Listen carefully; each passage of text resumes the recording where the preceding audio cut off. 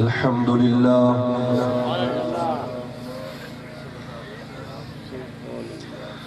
الحمد لله نحمده ونستعينه ونستغفره ونؤمن به ونتوكل عليه ونعوذ بالله من شرور أنفسنا ومن سيئات أعمالنا من يهده الله فلا مضل له ومن يضلله فلا هادي له ونشهد أن لا إله إلا الله وحده لا شريك له ونشهد أن سيدنا وسندنا ومولانا وملجأنا محمدا عبده ورسوله أما بعد فأعوذ بالله من الشيطان الرجيم بسم الله الرحمن الرحيم ولنبلونكم بشيء من الخوف والجوع ونقص من الأموال والأنفس والثمرات وبشر الصابرين الذين إذا أصابتهم مصيبة قالوا إنا لله وإنا إليه راجعون أولئك عليهم صلوات من ربهم ورحمة وأولئك هم المهتدون سبحان ربك رب العزة عما يصفون وسلام على المرسلين والحمد لله رب العالمين اللهم صل على سيدنا محمد وعلى آل سيدنا محمد وبارك وسلم صدق الله مولانا العلي العظيم میرے انتہائی واجب الاحترام بھائیوں دوستوں بزرگوں، اللہ رب العزت نے ہم لوگوں کو ایک مختصر وقت کے لیے دنیا میں بھیجا۔ اللہ رب العزت نے زندگی اور موت کو پیدا کیا۔ الذی خلق الموت والحیات لیبلوکم ایکم احسن عملا۔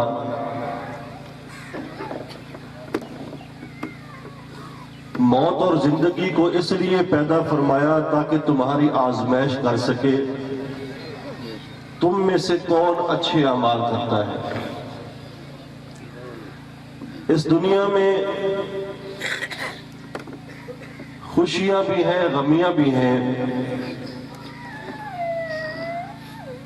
غم زیادہ ہے، خوشیاں کم ہیں۔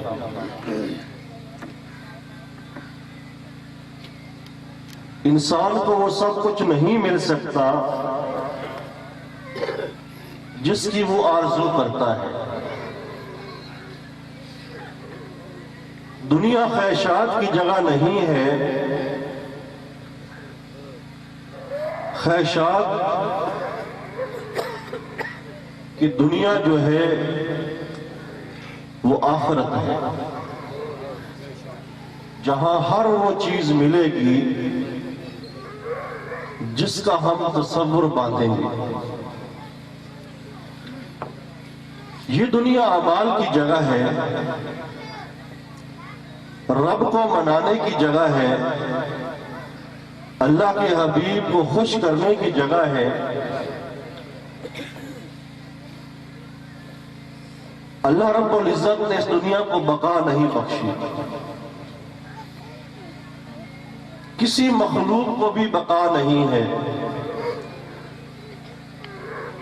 اتنا بڑا عالم بنایا، 7 آسمان بنائے، 7 زمینیں بنائیں، 7 سمندر بنائے،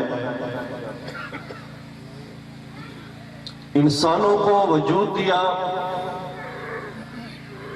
جنات کو وجود بخشا، ملائکہ کی تخلیق کی بقا کا وعدہ کسی کے ساتھ نہیں کیا. وَلِكُلِّ أُمَّةٍ أَجَلٌ فَإِذَا جَاءَ أَجَلُهُمْ لَا يَسْتَأْخِرُونَ سَاعَةً وَلَا يَسْتَقْدِمُونَ. دنیا کو بنا کر اعلان فرما دیا ہر قوم کے لیے، ہر بستی کے لیے، ہر شہر کے لیے، ہر محلے کے لیے، ہر مخلوق کے لیے موت کا ایک وقت مقرر کیا. جب وہ آ جاتی ہے نہ ایک گھڑی آگے ہوتی ہے نہ ایک گھڑی پیچھے ہوتی ہے. تین چیزیں مقرر کی اللہ رب العزت نے موت کے لیے: وقت، جگہ اور کیفیت. کون سے وقت میں آئے گی؟ صبح کو آئے گی، دوپہر کو حملہ کرے گی، شام کو کرے گی، آدھی رات کو کرے گی. ہر آدمی کے لیے لکھا جا چکا ہے وقت. اور امام غزالی رحمۃ اللہ علیہ فرماتے ہیں اکثر مشاہدہ یہ ہے، یہ صبح کو حملہ کرتی ہے، شام کو کرتی ہے. ہم کہتے ہیں نا کہ رات کو طبیعت بہتر ہو گئی تھی، عشاء کی نماز کے بعد آپس میں گفتگو کر رہے تھے، آدھی رات کو بگڑ گئی، صبح کو فوت ہو گئی. ہم اکثر کہتے ہیں آپس میں، سنتے ہیں واقعات کہ دوپہر کو طبیعت سنبھل گئی تھی، عصر کی نماز بھی پڑھی، تھوڑا سا کھانا بھی کھایا، بس اچانک مغرب کا وقت ہوا، طبیعت شدید علیل، اللہ کو پیارا ہو گیا. تو صبح اور شام کو زیادہ حملہ ہوتا ہے، واللہ اعلم. تو وقت ہر ایک کا مقرر ہے، جگہ بھی مقرر ہے. کس جگہ پر موت آنی ہے؟ گھر میں آنی ہے، سڑک پہ آنی ہے. اور کیفیت مقرر ہے، کیسے آنی ہے. بیمار ہوگا تب آئے گی، بیٹھا بیٹھا مر جائے گا، جس کو ہم ہارٹ اٹیک کہہ دیتے ہیں، حالانکہ وہ موت کا اٹیک ہوتا ہے، موت کا حملہ ہوتا ہے. مرنے والے کا دل تو بند ہونا ہی ہوتا ہے. سڑک پار کرتے ہوئے آئے گی، ہوائی جہاز کے اندر آئے گی، چلتے ہوئے آئے گی، لیٹے ہوئے آئے گی، ہسپتال میں آئے گی، گھر میں آئے گی. تو یاد رکھیے تین چیزیں موت کی مقرر کی اللہ رب العزت نے: وقت، جگہ اور کیفیت. اور ہم سب نے اس کا سامنا کرنا ہے. اس سے مفر نہیں ہے، فرار نہیں ہے، انکار نہیں ہے. انکار تو کافر بھی نہیں کرتا، تو مسلمان کیسے کر سکتا ہے؟ دہریہ جو اللہ کو نہیں مانتا، اللہ کے رسول کو نہیں مانتا، اور وہ کہتا ہے کائنات کا نظام خود بخود چل رہا ہے، لیکن موت کا انکار وہ بھی نہ کر سکے. اس لیے کہ اللہ رب العزت نے کسی شے کو دوام نہیں بخشا. کل من علیہا فان ویبقى وجہ ربک ذو الجلال والاکرام. اللہ کے سوا، اس کی ہستی کے سوا ہر شے فانی ہے، اور بقا اس کی ذات کو ہے، ازل سے ہے، ابد تک ہے. اس کو زوال نہیں ہے، کسی کا محتاج نہیں ہے. ساتوں آسمانوں کو بنایا، ساتوں زمینوں کو بنایا، سات سمندروں کو بنایا، نباتات کو بنایا، جمادات کو بنایا، جنات کو بنایا، انسانوں کو بنایا، ملائکہ کو بنایا، حوروں کو بنایا، غلمان کو بنایا، جنت کو بنایا، جہنم کو بنایا. نہ کسی کی مدد لی، نہ کسی کا محتاج ہوا، نہ تھکا، نہ چوکا، نہ نسیان ہوا، نہ بھولا، نہ تنگ پڑا. نہ ان چیزوں کی نگہبانی اس کو کچھ گراں گزرتی ہے، اس لیے کہ خالق کائنات وہی ہے، مالک کون و مکان وہی ہے. اس کے علاوہ جتنی چیزیں ہیں وہ ساری کی ساری فنا ہو جانے والی. اب اللہ رب العزت نے ہمیں بنایا تو ہمارا کوئی مقصد ہوگا، ورنہ اللہ کو ہمارے پیدا کرنے کی ضرورت تو نہ تھی. یا اللہ کو کوئی تعریف کی ضرورت تھی کہ میری کوئی تعریف نہ کرے گا تو میری شان میں کچھ کمی ہو جائے گی. کل یوم هو فی شأن، جس کی ہر لمحہ ہر لحظہ الگ ہی شان ہوتی ہے. وہ مخلوق کی زبان کی تعریف کا محتاج نہیں ہے۔ تو ہماری پیدائش کا کچھ مقصد ہے۔ افحسبتم انما خلقناکم عبثا وانکم الینا لا ترجعون، اے لوگوں کیا تم یہ سمجھ بیٹھے ہو کہ تمہیں یوں ہی پیدا کر دیا گیا ہے، تم سے کوئی حساب کتاب لینے والا نہیں ہے، تم سے پوچھ گچھ کرنے والا کوئی نہیں ہے، تمہیں دیکھنے والا کوئی نہیں ہے، یوں ہی شتر بے مہار چھوڑ دیے جاؤ گے، جیسا چاہو گے ویسا کرو گے؟ یاد رکھو جس نے پیدا کیا اسی کی طرف لوٹ کر تم نے واپس جانا ہے، جواب دے ہوگا۔ سنفرغ ایھا الثقلان، اے جنات اور انسانوں کے گروہوں، ان قریب تمہارا رب تمہارے حساب کتاب کے لیے فارغ ہونے والا ہے، کرسی بچھانے والا ہے، میزان عدل کو قائم کرنے والا ہے، پھر وہ تم سے ایک ایک لمحے کا حساب لے گا کہ تمہیں زندگی دی، تمہیں جوانی دی، تمہیں ایمان بخشا، امت محمدیہ میں بنایا، کیا تم نے اس کا شکر بھی ادا کیا کہ نہیں؟ اس مقصد کے لیے ساری کائنات کو تمہارے سامنے دست بستہ کھڑا کر دیا تھا۔ اللہ نے انسان کو بنایا اپنا نائب، اپنا خلیفہ۔ اللہ نے انسان کو اپنے لیے بنایا، اپنی معرفت کے لیے بنایا، اپنا قرب حاصل کرنے کے لیے بنایا، اور تمام کائنات کو انسان کے لیے بنایا۔ انسان کو اپنے لیے بنایا اور کائنات کو انسان کے لیے بنایا، انسان کے لیے سجایا۔ یہ آسمان کے اوپر رات کو جگمگاتے ستارے، یہ صبح کو طلوع ہوتا سورج، شام کو غروب ہوتا سورج، یہ چاند کی ٹھنڈک اور مہک، یہ پرندوں کی چہچہاٹ، یہ آبشاریں، یہ ندیاں، یہ جھرنے، یہ پہاڑ، یہ دریا، یہ سمندر، اللہ کو تو ان سے کوئی فائدہ نہیں پہنچتا، فائدہ پہنچتا تو انسان کو پہنچتا ہے۔ یہ طرح طرح کے پھل، یہ سبزیاں، یہ زمین، یہ کھیتیاں، انسان کو فائدہ پہنچتا ہے۔ یہ ساری زندگی جو انسان اللہ کی خاطر اللہ کا ذکر کرتے گزارتا، اللہ کہتا ہے تو میرے لیے، تمام کائنات تیری خدمت کے لیے۔ تو انسان کا مرتبہ کوئی معمولی تو نہ ہوا، یہ تو اللہ کا نائب ہوا، اللہ کا خلیفہ ہوا۔ جو بادشاہ کا نائب ہو، عام دنیاوی بادشاہ جسے کچھ پتہ نہیں ہے کہ اس کی بادشاہت کتنے دن چلے گی، جو نہ اپنی بادشاہ کا مالک ہے نہ اپنی زندگی کا مالک ہے، جیسے ہم اللہ کے محتاج ویسے وہ اللہ کے محتاج۔ پھر بھی بادشاہ کسی کو اپنا خاص مقرب بنا لے، خلیفہ بنا لے، اس کی بڑی عزت ہوتی ہے، بڑا احترام ہوتا ہے، اور اس کے ساتھ اس کی ذمہ داری بھی بڑھ جاتی ہے۔ یہ نہیں کہ بادشاہ کا نائب بن کر، بادشاہ کا خلیفہ بن کر رعایا پر ظلم کرے، اپنی خواہشات کی آگ کو بے لگام چھوڑ دے اور جیسا جی میں چاہے وہ کرتا چلا جائے۔ ایسے ہی ہم اللہ کے نائب، اللہ کے خلیفے ہیں۔ اب ہمیں اس مالک الملک بادشاہ کی بات کو ماننا پڑے گا، جو احکامات اس کی طرف سے آئیں گے ان کو قبول کر کے اپنی زندگیوں کے اندر اس کو نافذ کرنا ہوگا، پھر تو ہم اس کی اچھے نائب اور فرما بردار نائب ہوں گے۔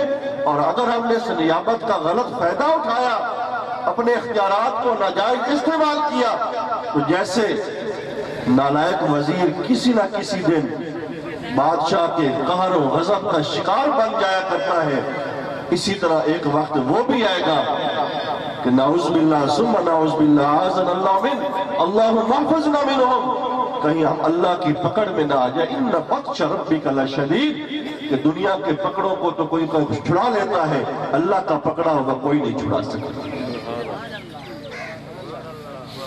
ہم جس مجلس میں بیٹھے ہیں، چند دن پہلے اسی زمین کے اوپر دو جنازے،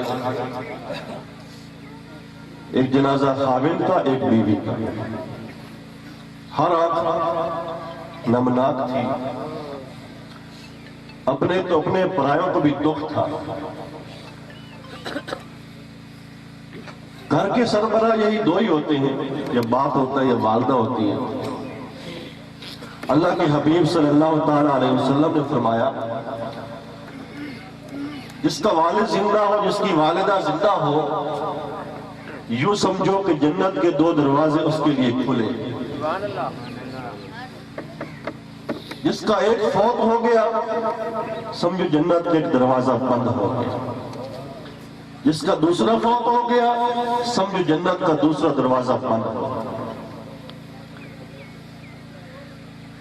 فرمایا ماں اور باپ کی طرف نگاہ کرنے والا، محبت اور پیار سے دیکھنے والا ایک حج ایک عمرہ کا ثواب پاتا ہے۔ جنت کو تلاش کرنا ہے، ماں کے قدموں کے نیچے کرو، ان کے سامنے اف تک مت کرو، ان کے سامنے ادب عاجزی کے ساتھ جھک جاؤ۔ تو ایک تو اس مرتبہ سے محرومی ہو جاتی ہے انسان کو، لیکن کیا کرے، یہ اللہ کا قاعدہ، اس کا اصول ہے، اس کی مصلحت ہے، اس کے فیصلے عجیب ہوتے ہیں، ہمارے فائدے کے لیے ہوتے ہیں، ہم سمجھ نہیں سکتے۔ قرآن یہی کہتا ہے کہ ہو سکتا ہے کوئی شے تمہیں ناگوار گزرے، اللہ کے ہاں تمہارے حق میں بہتر ہو، اور ہو سکتا ہے ایک بات تمہیں بھری لگے، اللہ کو وہ بات ناگوار ہو، تمہارے فائدے کے خلاف ہو، اور اللہ جانتا ہے تم نہیں جانتے۔ تمہارے لیے کون سی چیز اچھی ہے، کون سی چیز بری ہے، یہ اللہ بہتر جانتا ہے۔ وَلَنَبْلُوَنَّكُمْ بِشَيْءٍ مِنَ الْخَوْفِ وَالْجُوعِ وَنَقْصٍ مِنَ الْأَمْوَالِ وَالْأَنفُسِ وَالثَّمَرَاتِ وَبَشِّرِ الصَّابِرِينَ۔ فرمایا جو میرے بندے ہیں ہم ان کو آزمائیں گے مختلف چیزوں سے، کبھی ان پر خوف طاری کریں گے، کبھی ان کے پیاروں کو اٹھائیں گے، کبھی غلے میں کمی کریں گے، کبھی فصل میں نقصان ہوگا، کبھی بیماری لاحق کریں گے، کبھی کسی مصیبت میں ڈال دیں گے، اور سن لو جنہوں نے صبر کیا ان کے لیے خوشخبری ہے۔ اور جو اللہ کا فرما بردار ہوتا ہے، جو پہلے سے ہی تیار ہوتا ہے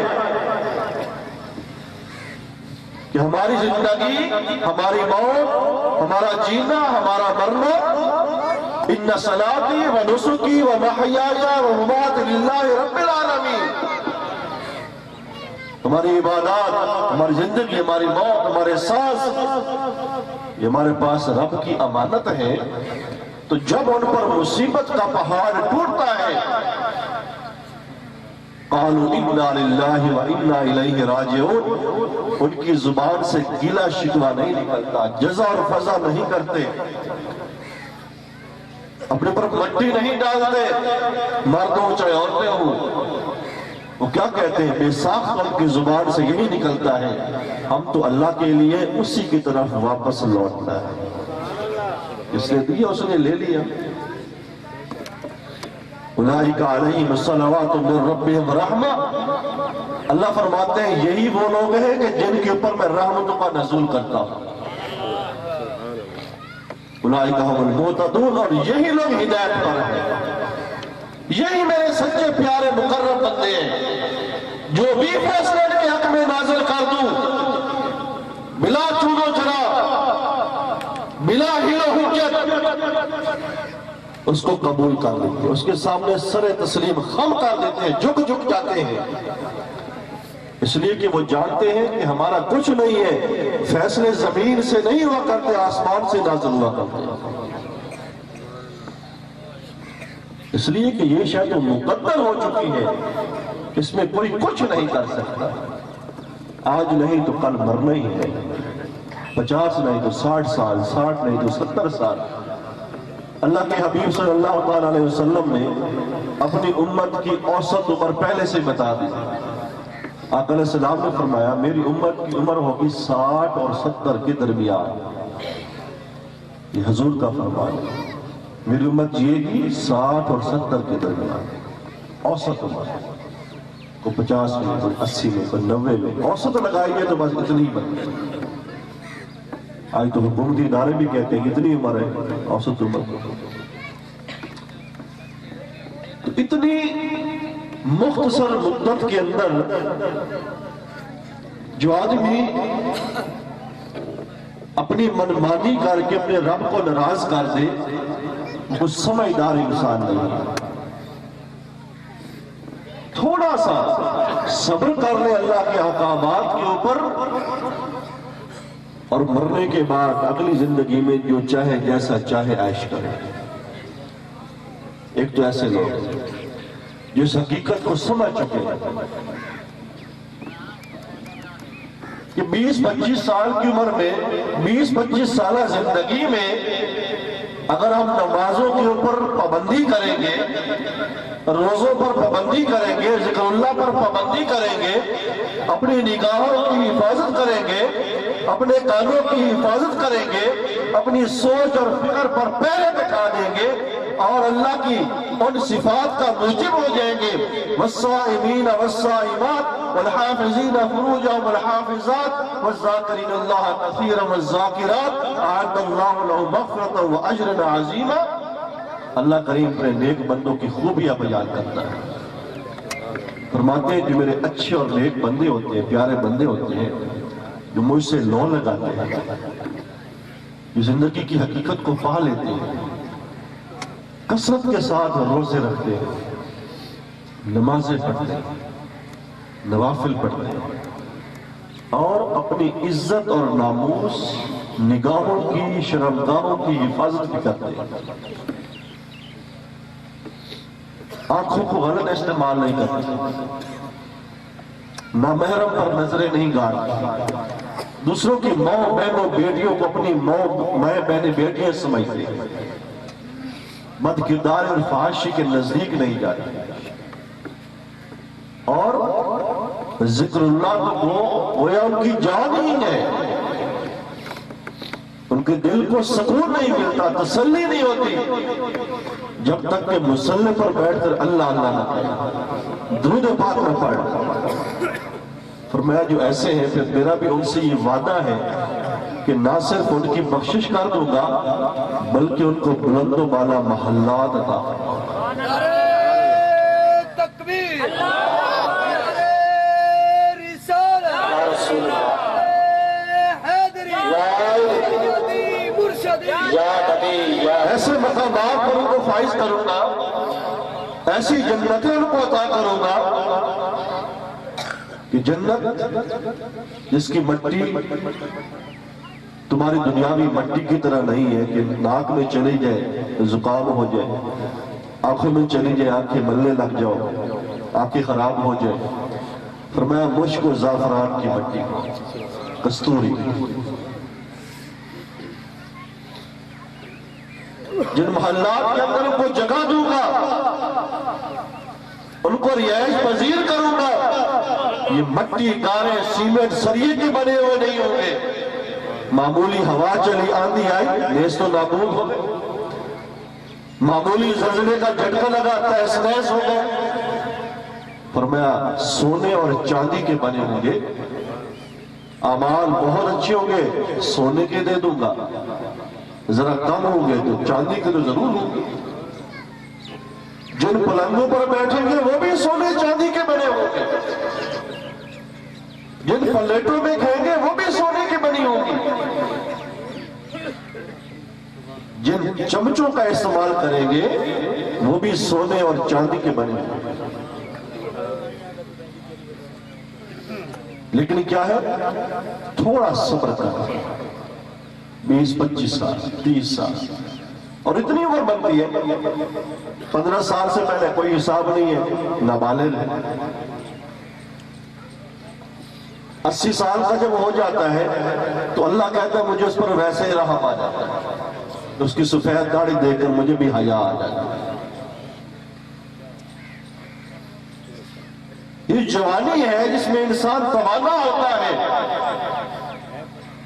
جذبہ اور جنون عروج پر ہوتا ہے، خواہشات اپنی عروج پر ہوتی ہے، جو چاہے وہ کر سکتا ہے، وہ یہی 40 سال 50 سال تک عمر ہوتی ہے۔ ان 25-30 سالوں کو اللہ کی یاد میں، اللہ کے احکامات کے مطابق گزار لیں اور ہمیشہ ہمیشہ کی جنتوں کو حاصل کر لیں۔ کسی نے پوچھا حضرت جنید بغدادی رحمت اللہ علیہ سے، حضرت جنت کو پانا کیسا ہے، مشکل ہے کہ نہیں ہے؟ فرمایا یہ تو بہت آسان ہے، فرمایا حضرت کیسے آسان ہے؟ یہ تو بہت مشکل کام ہے۔ فرمایا بڑا ہی آسان ہے، 2 قدم کے فاصلے پر ہے جنت، 2 قدم کے فاصلے پر۔ مرید نے کہا وہ کیسے؟ فرمایا 1 قدم تم اپنے نفس کی گردن کے اوپر رکھ اور دوسرا قدم تمہارا سیدھا جنت میں جا پڑے گا۔ اللہ والوں نے ایک ہی جملے میں بات کو مکمل کر، قرآن و حدیث کا لب لباب اور نچوڑ ہمارے سامنے رکھ دیا۔ نہیں دل کرتا عبادت کو تو سمجھ لیجئے کہ عبادت نہ کریں گے پھر بھی یہ وقت گزرتا چلا جائے گا، آج تک اس نے کسی کا انتظار نہیں کیا۔ اللہ کی مان کر وقت گزاریں گے پھر بھی گزر جائے گا، نافرمانی میں گزاریں گے پھر بھی گزر جائے گا، لیکن نافرمانی میں گزرا ہوا وقت ہمارے لیے مصیبت لے کر آئے گا، پچھتاوا لے کے آئے گا، عذاب لے کے آئے گا، وحشت اور دہشت لے کر آئے گا۔ اور اللہ کی فرما برداری میں گزارا ہوا ایک ایک پل، ایک ایک لمحہ سکھ اور چین اور سکون لے کر آئے گا۔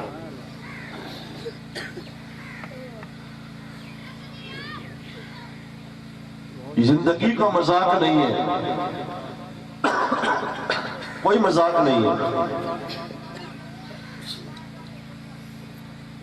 زندگی ایک بار ملتی ہے، ایک موقع، ایک چانس ہے۔ اللہ رب العزت نے جب حضرت سیدنا آدم علیہ السلام کو پیدا فرمایا، آدم علیہ السلام کو پتا چلا کہ میری جو اولاد پیدا ہو جانے والی ہے شیطان اس کا دشمن ہے، نفس اس کا دشمن ہے، تو عرض کی یا رب ذوالجلال والاکرام میری اولاد تو بڑی کمزور ہے، مٹی سے بنی ہوئی ہے، کھانے کی بھی ضرورت ہے، پینے کی بھی ضرورت ہے، پہننے کی ضرورت ہے، رہائش کی ضرورت ہے، آسائش کی ضرورت ہے۔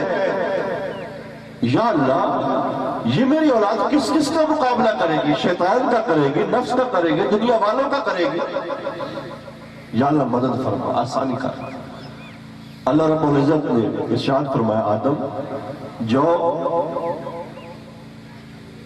تیری اولاد کی ہر فرد کے ساتھ ایک فرشتہ مقرر کر دوں گا جو اس کو نیکی کی دعوت دے گا۔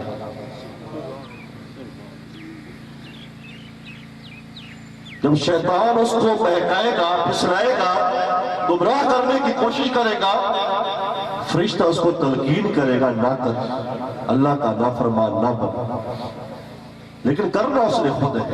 اب چاہے فرشتے کی مان لے چاہے شیطان کی مان لے۔ آدم علیہ السلام نے عرض کی یا رب ذوالجلال والاکرام میری اولاد جو ہے وہ ابھی بھی بڑی کمزور ہے، مزید کچھ انعامات عطا فرمائیے۔ تو ارشاد ہوگا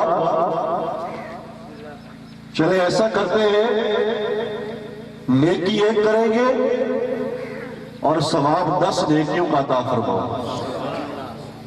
تھوڑے پہ زیادہ عنایت کرو۔ آدم علیہ السلام نے عرض کی یا اللہ مزید کچھ انعام فرمائیے۔ فرمایا گیا جو پھر ہم اپنی رحمت کی حد ہی کیے دیتے ہیں کہ زندگی کا ایک سانس بھی باقی ہوگا، اس لمحے بھی اگر مجھ سے توبہ طلب کرو گے تو پچھلے تمام گناہوں کو مٹا دو۔ اب اس سے زیادہ اللہ کی رحمت کیا ہو سکتی ہے؟ اس لیے اللہ رب العزت قرآن پاک میں ارشاد فرماتے ہیں توبوا الی اللہ جمیعا ایھا المؤمنون لعلکم تفلحون۔ اے لوگو جیسے تم گناہ کرتے ہو نا ایسے ہی مل کر توبہ بھی کیا کرو، اجتماعی توبہ کیا کرو تاکہ تمہارے اوپر رحم کیا جائے، تاکہ تم کامیاب ہو جاؤ۔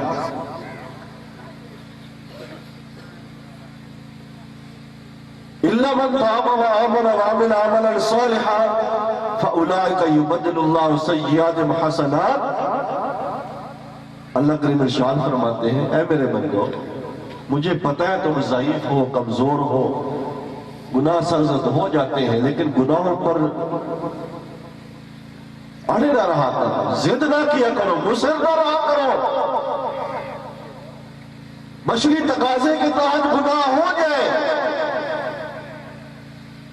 توبہ کرنا تمہارا کام ہے نہ صرف توبہ قبول کرو گا بلکہ تمہارے پچھلے گناہوں کو نیکیوں میں تبدیل کر دو یبدل اللہ سیئات حسنات ایسا کوئی ہے ایسا مالک کوئی ہے کہ اس کی نافرمانی کی جائے اور وہ تنخواہ بڑھا دے دنیا کا ایسا کوئی بڑے سے بڑا بادشاہ مجھے دکھا دے شہنشاہ دکھا دے سخی دکھا دے کہ مالک اس کو نوکری دے آسائش و آرام بخشے اور ایک سال اس کی نافرمانی کرتا رہے ایک سال کے بعد مالک سے کہے مجھ سے غلطی ہو گئی اور مالک نے ٹھیک ہے تمہاری وہ 12 مہینے کی تنخواہ بھی اور پھر اس کو ڈبل بھی کر دیا اور آگے بھی نوکری پر تم برقرار ہو کوئی ہے ایسا نہیں ہے لیکن میرا مالک ہے سب سے بڑا حوصلہ میرے پروردگار کا ہے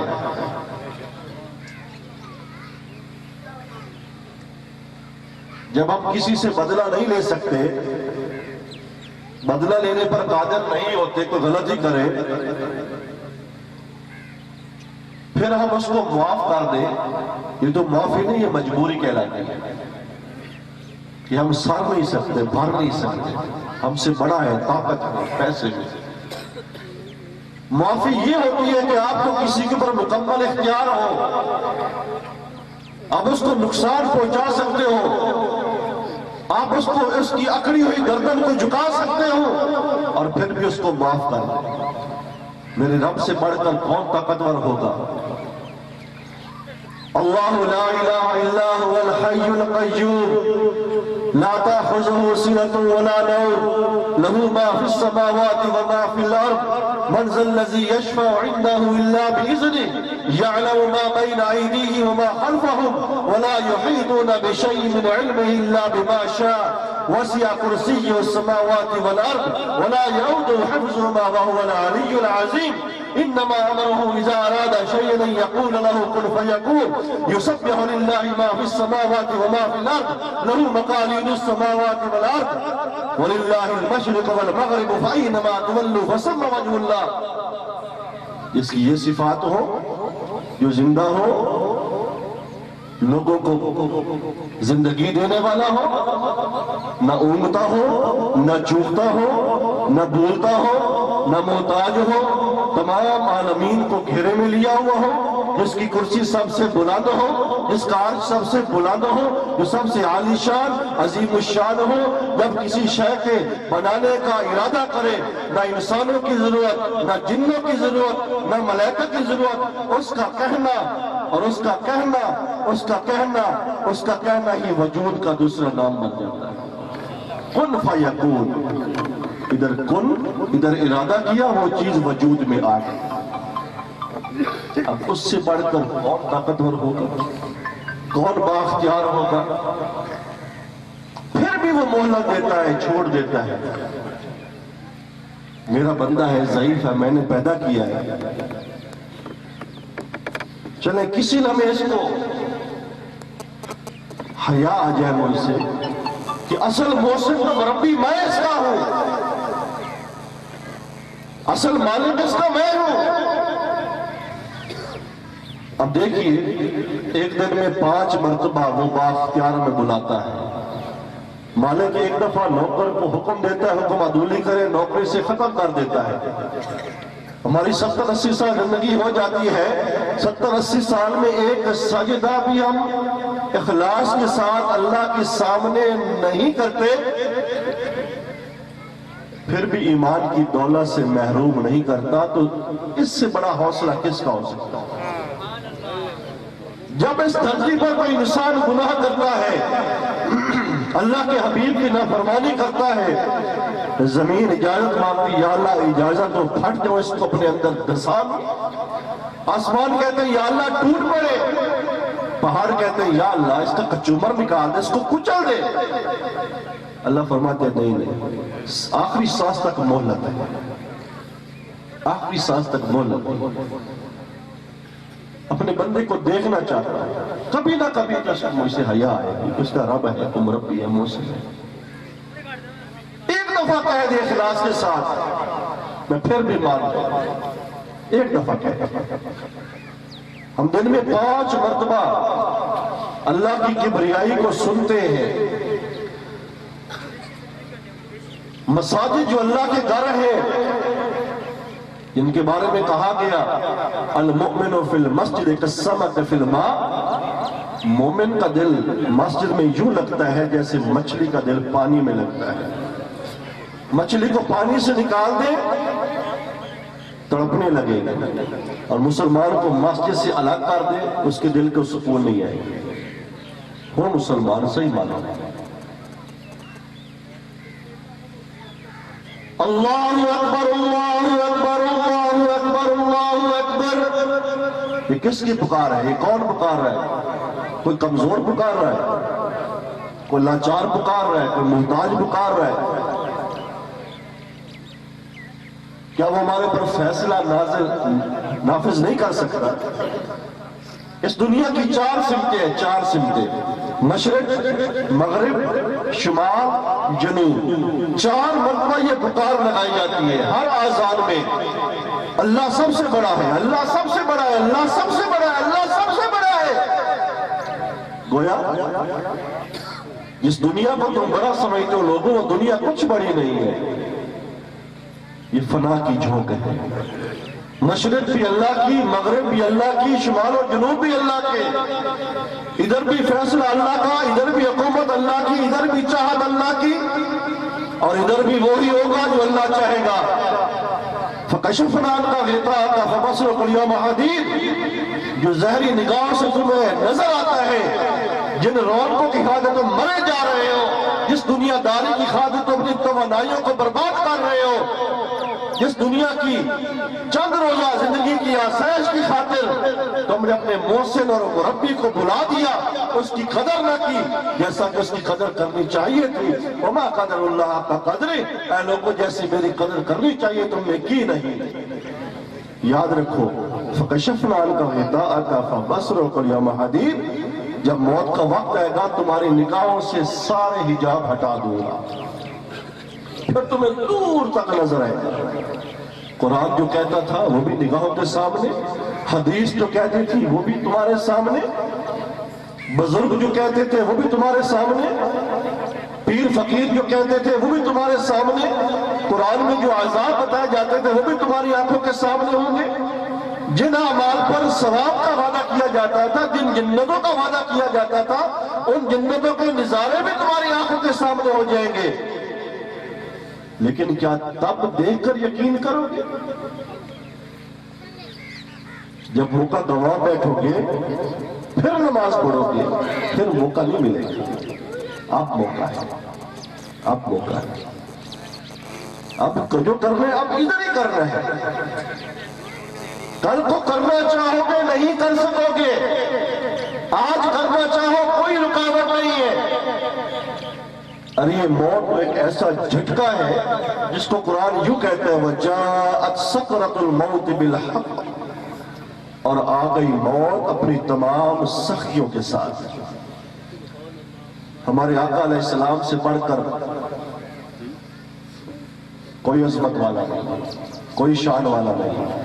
اللہ کریم جن کے روشن چہرے کی قسمیں قرآن میں کھاتا ہے، جن کی زلفوں کی قسمیں کھاتا ہے، جن کی زندگی کی قسمیں کھاتا ہے، جب آپ کا آخری وقت آیا تو آقا علیہ السلام کی زبان پر یہی عہد جاری ہوا وَجَاءَتْ سَكْرَةُ الْمَوْتِ بِالْحَقِّ، اور آ گئی موت اپنی تمام تر سختیوں کے ساتھ۔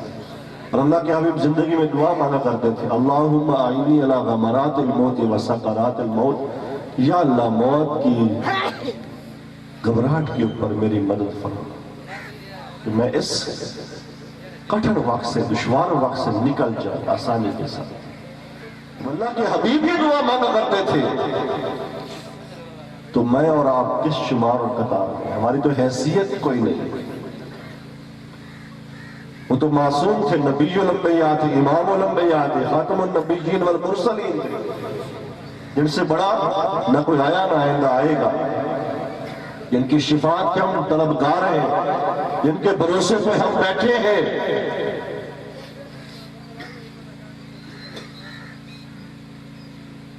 تو میرے بھائیوں، دوستوں، بزرگوں، پھر یہ غفلت کیوں؟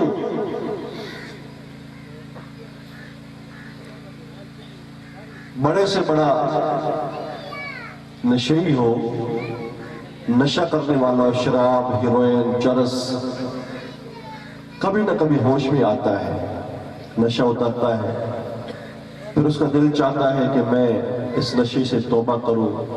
ورثہ ڈاکٹر کے پاس لے جاتے ہیں، طرح طرح کے جتن کرتے ہیں، آخر نشہ چھوٹ جاتا ہے۔